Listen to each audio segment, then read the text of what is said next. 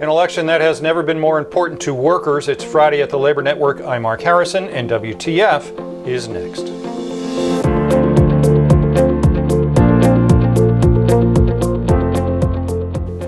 Well, we're almost there.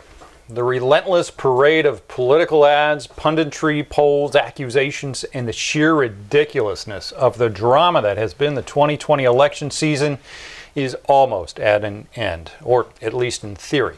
For more than 5 years now, we here at TLN have been advocating for union workers and for workers everywhere. We have been reporting on legislative and judicial rulings that affect workers and unions, and we have been warning about the perils of income inequality and of wage stagnation, and suggesting that we are one crisis away from much of our society falling into a dystopian society.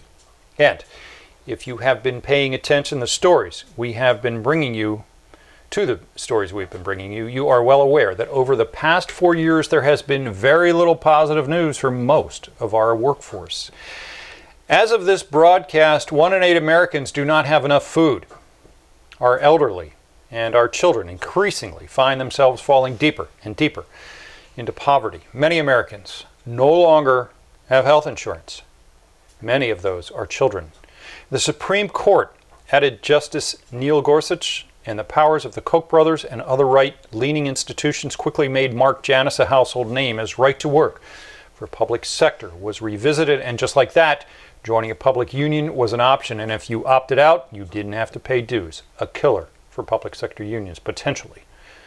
Unemployment hovers at 10%. The economy is in tatters. Workers who were once snubbed as unskilled labor were rebranded as essential workers and sent off, in many cases across America, to face a deadly pandemic without personal protection equipment and no extra pay. 1 in 6 small businesses have said they will cease to exist if things don't get better before the end of the year. They won't. They're getting worse. And with those businesses, permanent jobs will cease to exist. Republican senators admit they are only interested in the opinions of the top earning 60% of their constituents. If you earn in the bottom 30%, your voice is meaningless to them.